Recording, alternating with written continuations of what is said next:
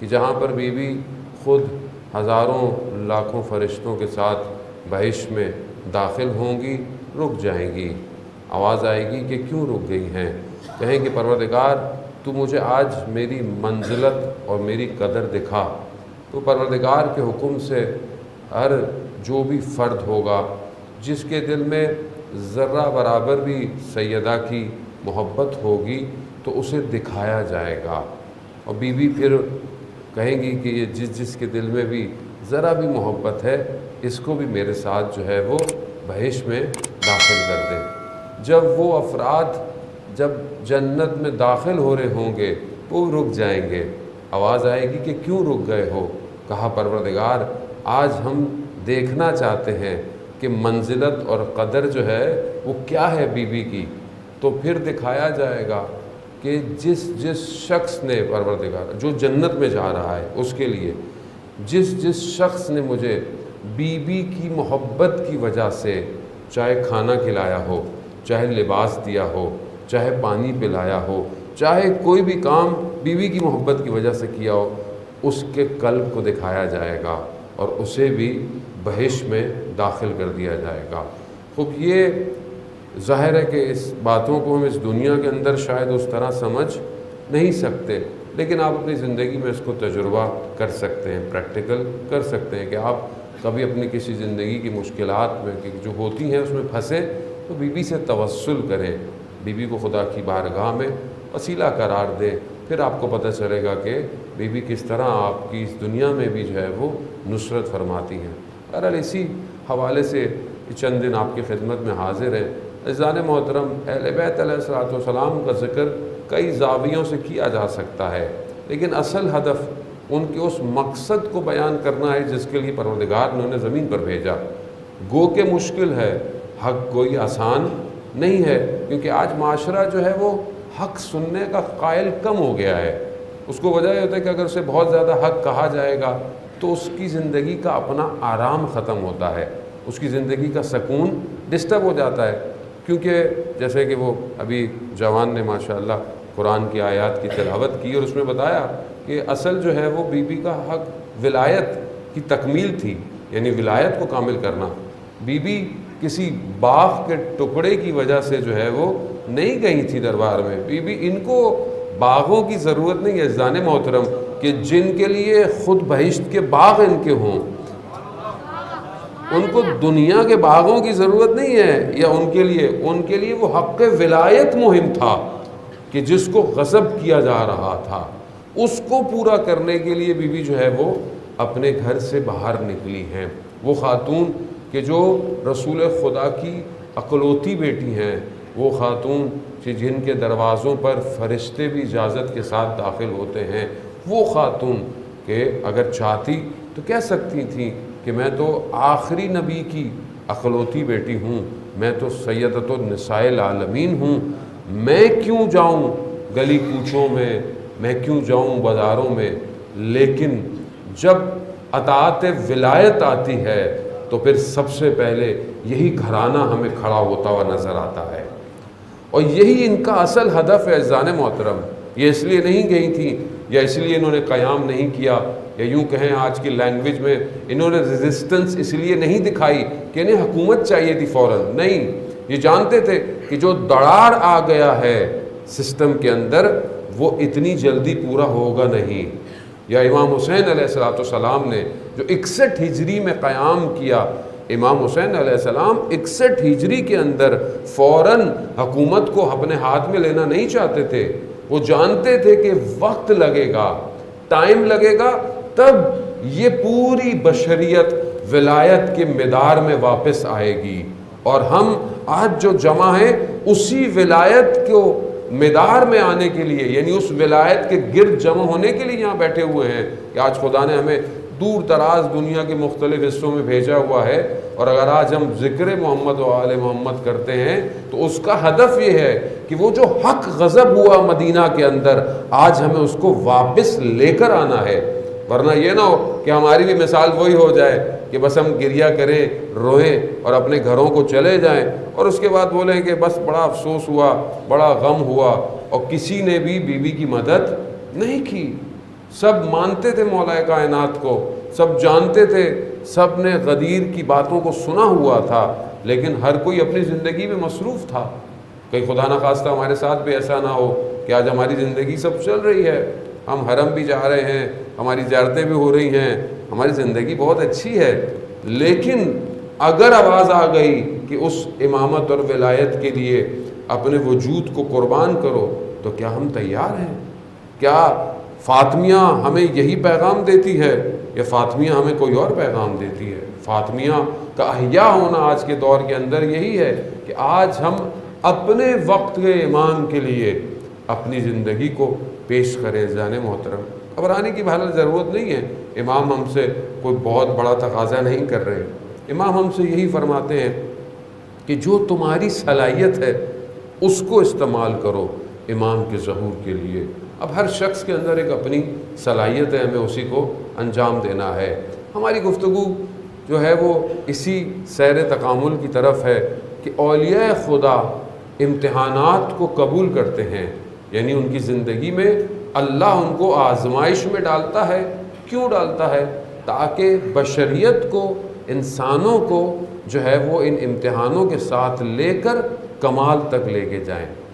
دوسری طرف شیطان جو ہے وہ پوری طاقت کے ساتھ بشریت کو، انسانیت کو دور کرنے کے لیے اپنا کام کر رہا ہے۔ کل میں نے آپ کی خدمت میں عرض کیا کہ جو سب سے زیادہ امپورٹنٹ چیز ہے وہ دشمن شناسی ہے۔ اگر ہم دشمن کو نہیں پہچانیں گے تو پھر ہم آگے موو نہیں کر سکتے۔ اسی لیے ولایت اور ائمہ علیہ الصلوۃ والسلام کی زندگی کی اسٹڈی کرنا کہ امام کے مقابلے میں جو لوگ آئے وہ تو کون تھے، پلس ان کی کریکٹرسٹکس کیا تھیں، ان کے اندر کون سی ایسی چیزیں تھیں، وہ سسٹم کون سا تھا۔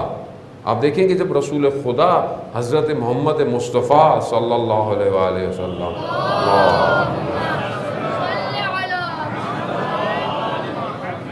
جب رسول خدا پروردگار نے اسلام کے لیے اذن دیا، تبلیغ کے لیے، تو اس وقت شیطان نے جو ہے وہ بہت بڑی جو ہے وہ اس کو صدمہ اور مایوسی ہوئی ہے۔ کیوں؟ کیونکہ اسے پتہ چل گیا کہ اب آخری نبی جو ہے وہ آ گیا ہے۔ آخری نبی کون؟ یعنی اب یہ آخری ہے، یعنی اس کا مطلب ہے کہ اب انسانیت کے لیے میسج جو ہے وہ کمپلیٹ ہو گیا ہے۔ یوم اکملت لکم دینکم، یعنی دین اب کامل کر دیا ہے۔ لیکن اس کی مایوسی ضرور تھی، لیکن اس نے ہمت نہیں ہاری، شیطان نے، اس نے پوری کوشش کی۔ دیکھیں جتنا بڑا ہدایت، جتنی بڑی میسج ہوتی ہے، اتنی ہی بڑی اس کے آگے رکاوٹ آتی ہے۔ مثال کے طور پر کہ آپ جتنی بھی اسپیڈ سے جا رہے ہوتے ہیں، ذرا سا حادثہ اتنا ہی مہلک ہوتا ہے۔ مثال کے طور پر آپ 20 کی اسپیڈ سے جا رہے ہیں، 20-30، اور اگر کوئی حادثہ ہوتا ہے تو گاڑی کو زیادہ نقصان نہیں ہوتا اور جان کو بھی کوئی خطرہ نہیں۔ لیکن اگر آپ 120، 150، 200 کی اسپیڈ سے جا رہے ہیں تو ذرا سا حادثہ، ذرا سی رکاوٹ آپ کی گاڑی کو بھی تباہ کر سکتی ہے، آپ کو بھی تباہ کر سکتی ہے۔ یعنی جتنی رفتار سے جو چیز جا رہی ہے اس کی ریزسٹنس بھی اتنی ہی رفتار سے ہوتی ہے۔ خوب یہ بہرحال یہ لا بھی ہے جو ماشاءاللہ فزکس کیمسٹری پڑھتے رہتے ہیں کہ جتنی سپیڈ ہوتی ہے ریزسٹنس بھی اس کے لیے اتنی ہی آتی ہے۔ اب پیغمبر خدا آخری نبی ہیں، سارے انبیاء کے وارث ہیں، اب وہ کتنا سٹرونگ میسج ہے، یعنی ایک کمپلیٹ میسج پروردگار کا لے کر جو ہے وہ آ رہے ہیں۔ تو اب اس کے مقابلے میں جو آئے گا وہ شیطان بھی پوری طاقت کے ساتھ آئے گا۔ یہ جو حادثہ ہوا رسول خدا کے جانے کے بعد، ولایت علی ابن ابی طالب کو غضب کرنے کا، یہ چھوٹا حادثہ نہیں ہے۔ واللیل اذا یغشا، یعنی ظلمت، اندھیرا اور جہالت چھا چکی تھی۔ وہ منافقت کہ جو مکہ میں بھی تھی لیکن کم تھی، لیکن جب مدینہ میں آئی تو وہ منافقت گہری ہو گئی۔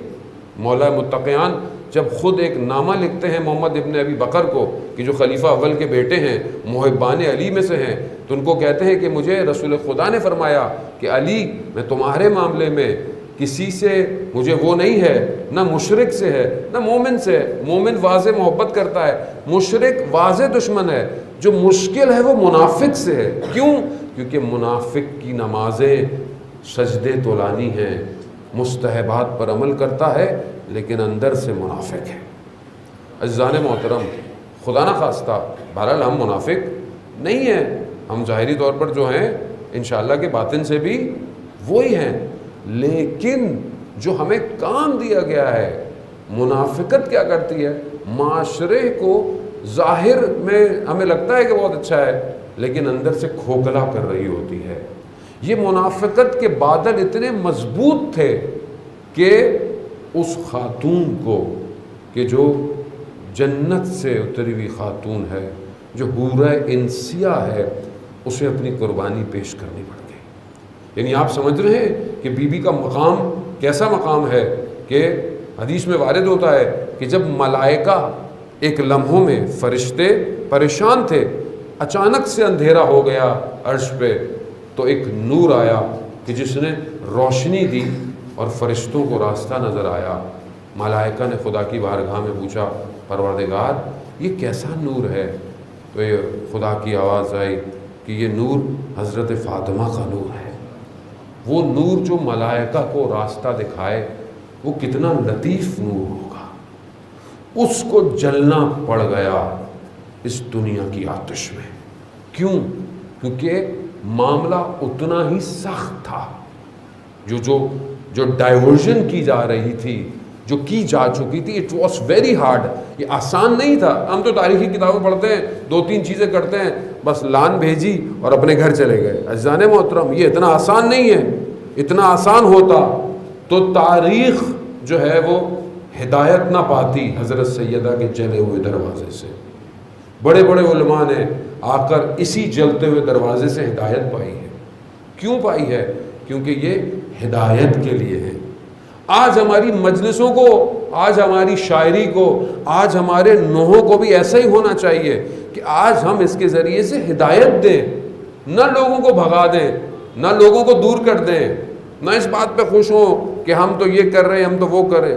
آج کل کی عوام، آج کل کے وہ لوگ جن کا تعلق ہمارے مذہب سے نہیں ہے، ان کو کچھ نہیں پتہ۔ عزیزان محترم، جب آپ کریکٹرسٹکس بتائیں گے بی بی کی، جب آپ ان کی خصوصیات بتائیں گے، جب آپ ان کا لوگوں کے لیے، حقوق اللہ، حقوق العباد کے لیے ساری چیزوں کو قربان کرنا بتائیں گے، تو لوگ خود ان کی طرف آئیں گے۔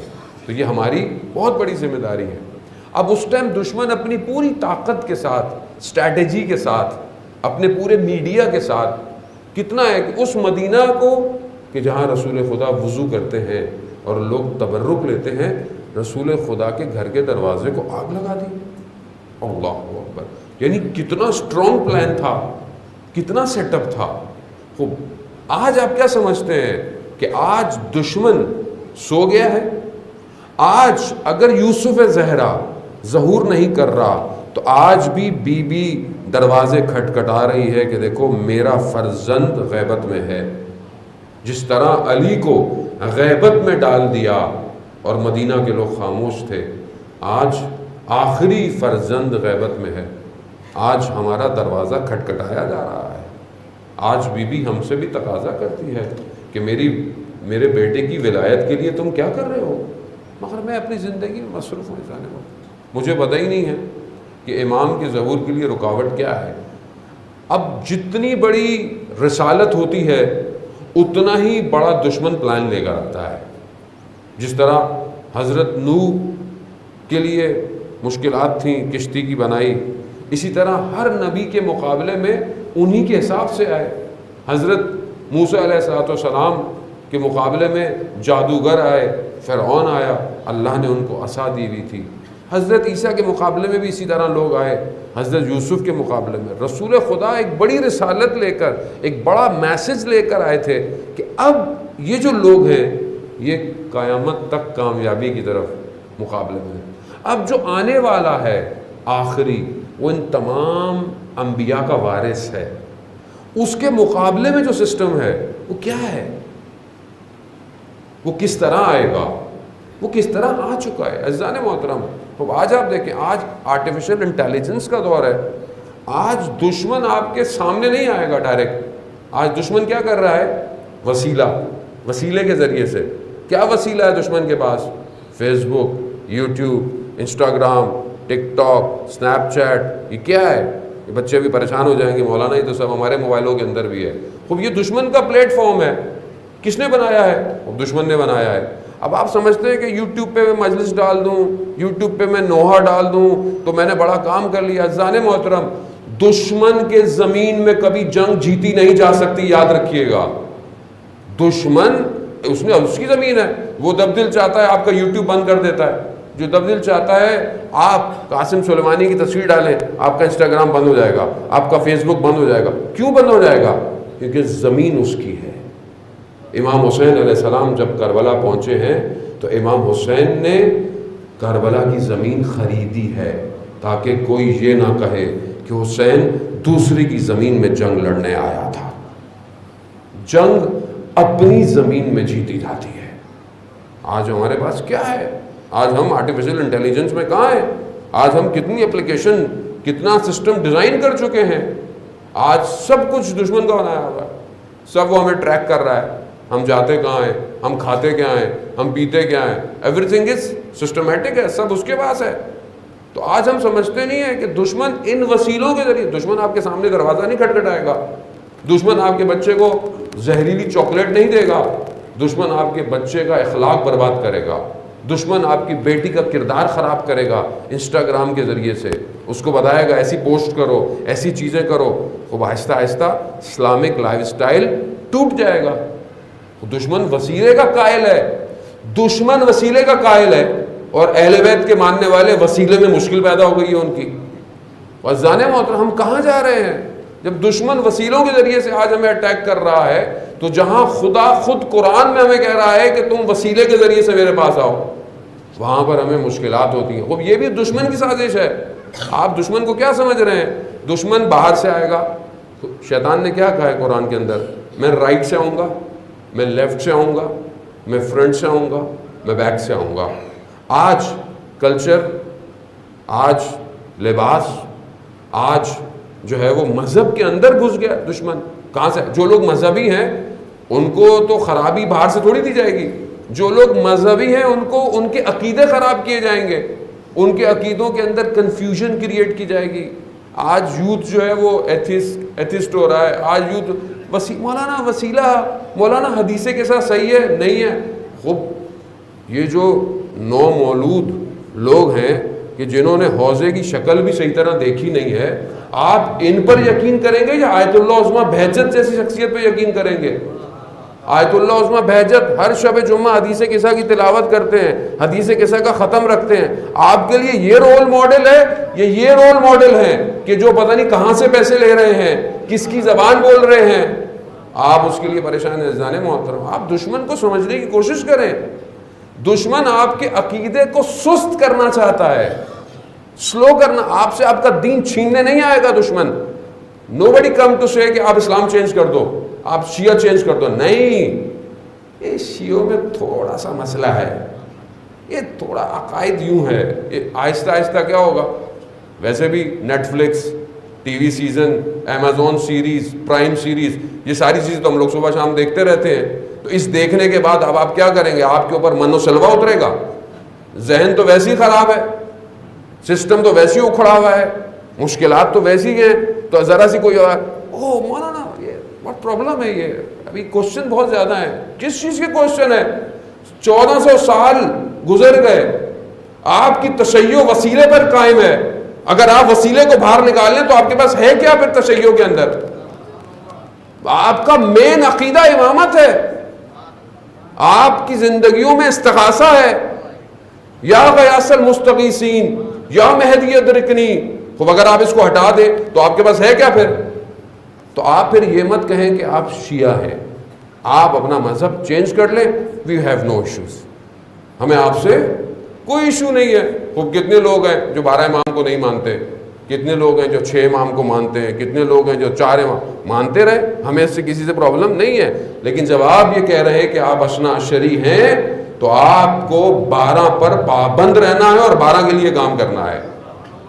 آیت اللہ شمس الدین اپنی کتاب روزگاران میں استغاثے کا واقعہ بیان کرتے ہیں۔ عزیزان محترم، بیان کرتے ہیں کہ یزد کے ایک بہت بڑے عالم دین تھے جو کربلا میں رہتے تھے۔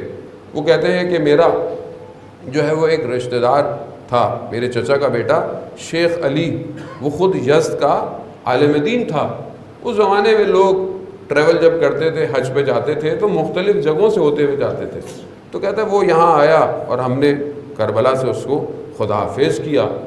کافی عرصہ گزر گیا، کاروان واپس نہیں آیا۔ میں پریشان، جب کاروان واپس آیا تو میں نے کہا کہ وہ کہاں ہے؟ کہا کہ ہم نے وہ آخری دن ایک دن زیارت پہ گیا کعبہ کا طواف کرنے، ہم نے اس کا بہت انتظار کیا، ہم دیکھتے رہے مگر وہ واپس نہیں آیا۔ ہم سمجھ گئے کہ اسے جو اہل بیت کے دشمن ہیں انہوں نے پکڑ لیا ہوگا اور اس کو قتل کر دیا ہوگا۔ ہم اس کا سامان لے آئے ہیں اور ہم یزد کی طرف واپس جا رہے ہیں۔ میں بڑا پریشان، کافی عرصہ گزر گیا۔ میں نے ایک دن دیکھا کہ میرا دروازہ کھٹکھٹایا جا رہا ہے۔ جیسے ہی دروازہ میں نے کھولا تو میرا وہ رشتہ دار، وہ عالم دین باہر کھڑا ہوا۔ میں کہا ہے تم یہاں کہاں سے آ گئے؟ تم تو مکہ میں کھو گئے تھے۔ کہا نہیں میں مکہ سے نہیں، میں یزد سے آ رہا ہوں۔ کہا تو یزد سے کیسے آ رہے ہو؟ تمہیں تو مکہ سے آنا تھا۔ کہا میں بھی تھکا ہوا آیا، مجھے اندر تو آنے دو، مجھے چائے تو پلاؤ، پھر میں تمہیں بتاتا ہوں۔ خیر بیٹھا، جب وہ تھوڑی تھکاوٹ دور ہوئی تو اس نے بتایا کہ میں آخری طواف کرنے اور حرم میں نماز پڑھنے گیا، واپس آ رہا تھا تو مجھے ایک شخص بڑی بڑی مونچھیں اور داڑھی بھی نہیں ہے مجھے ملا اور کہا کہ شیخ علی تم یزدی؟ کہتا ہاں۔ کہتا ہے مجھے نہیں پہچانا؟ کہا میں نے نہیں پہچانا۔ کہا نہیں میں تمہارا جاننے والا ہوں۔ کہا مجھے زبردستی اپنے گھر لے گیا۔ میں نے کہا مجھے واپس جانا۔ کہہ رہا نہیں مجھے کھانا کھلایا، نماز پڑھی۔ کہتا مجھے جانے دو، میرے جو ساتھ کاروان ہے وہ میرا انتظار کر رہے ہیں۔ کہہ رہا نہیں رکو، آج رات یہیں رکو۔ خلاصہ مجھے زبردستی اس نے روکا۔ پھر میں نے دیکھا کچھ لوگ آئے جو شیعوں کے خلاف باتیں کر رہے ہیں کہ شیعہ ایسے کرتے ہیں، شیعہ ایسے کرتے ہیں۔ تو میں سمجھ گیا کہ یہ لوگ دوسرے ہیں، تو کہا کہ یہ بھی ان میں سے ایک شیعہ ہے اور آج ہم اس کو بھی قتل کریں گے۔ تو اس نے کہا کہ تو اس شخص نے مجھے کہا تم نے مجھے پہچانا نہیں، میں یزد میں تمہارے مدرسے کے برابر میں رہتا تھا، میں دوسرے صوبے کا تھا، لیکن میں نے تقیہ کیا ہوا تھا کہ میں شیعہ نہیں ہوں، تو آج ہم تمہیں بھی قتل کریں گے۔ اب وہ پلاننگ کرنے لگے مجھے قتل کیسے کریں۔ تو میں نے انہیں کہا کہ مجھے جانے دو۔ کہا نہیں آج جانے نہیں دیں گے۔ تو میں نے اچھا مجھے 2 رکعت نماز پڑھنے دو۔ کہا کہ پڑھ لو۔ کہا میں یہاں نہیں پڑھ سکتا، مجھے صحن میں پڑھنے دو تاکہ میں خلوص اور اخلاص کے ساتھ پڑھوں۔ کہا میں نے 2 رکعت نماز استغاثہ حضرت زہرا پڑھی اور سجدے کے اندر 410 دفعہ یا مولاتی یا فاطمہ تو غیثینی، اے میری مولا، اے میری آقا، اے میری سید، بی بی میری مدد کرے۔ بی بی یہ میں نہیں چاہتا کہ یہ آپ کے دشمن مجھے اس طرح یہاں پر ختم کر دیں۔ کہا بس میں نے نماز پڑھی تو مجھے اچانک سے خیال آیا کہ میں چھت پہ چلا جاؤں اور چھت سے کود جاؤں۔ مولا نے میری سن لی تو مولا مجھے اپنے ہاتھوں میں لے لیں گے اور میں گرنے سے بچ جاؤں گا اور میں فرار کروں گا۔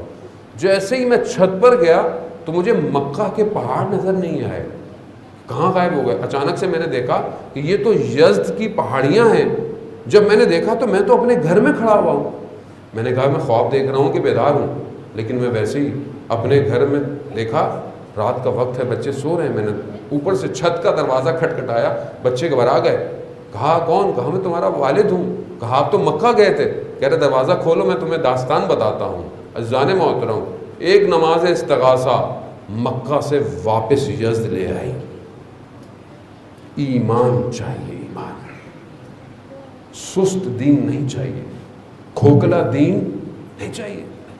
کربلا 72 لوگوں کی جگہ، 72,000 کی جگہ نہیں تھی۔ آج ہم گھبراتے ہیں کہ لوگ دین کے خلاف باتیں کرتے ہیں، گھبرانے کی ضرورت ہی نہیں ہے۔ امام 313 کا انتظار کر رہے ہیں، 313 کنفرمڈ ہیں، ہو بھی چکے ہیں، نام بھی ان کے کنفرمڈ ہیں۔ پھر آپ بولیں گے ظہور کیوں نہیں ہو رہا؟ ظہور اس لیے نہیں ہو رہا ہم لوگ صحیح نہیں ہو رہے۔ آپ کو نہیں کہہ رہا کہ آپ مجھے ناراض ہو جائیں، میں اپنے آپ کو کہہ رہا ہوں میں صحیح نہیں ہوں، میرے اندر مشکل ہے، میں اپنی لائف میں آسانی ڈھونڈ رہا ہوں۔ میں نہیں چاہتا کہ میری زندگی میں ڈسٹرب ہو۔ مولانا صاحب میں کیسے کروں گا؟ عزیزان محترم، یعنی کیا؟ یعنی جب آپ چاہتے ہیں کہ ولایت جو ہے وہ اس ٹائم دنیا میں چھائے تو you have to do something, آپ کو کچھ کرنا پڑے گا۔ اب لگے نہیں مولانا میں تو کچھ نہیں کر سکتا، وہ میں تو اچھے اچھے جہازوں میں بیٹھوں امام حسین کی زری کو چوم کے واپس آ جاؤں، بس مجھے یہی ثواب چاہیے مولانا، میں اس سے زیادہ اور کچھ نہیں کر سکتا۔ وہ یقیناً اس کا بھی ثواب ہے، لیکن بیوی آپ سے کچھ اور تقاضا کر رہی ہے۔ اللہ نے ہمیں صلاحیت دی ہے، زان محترم، ہم چاہیں تو پوری دنیا کو پلٹ سکتے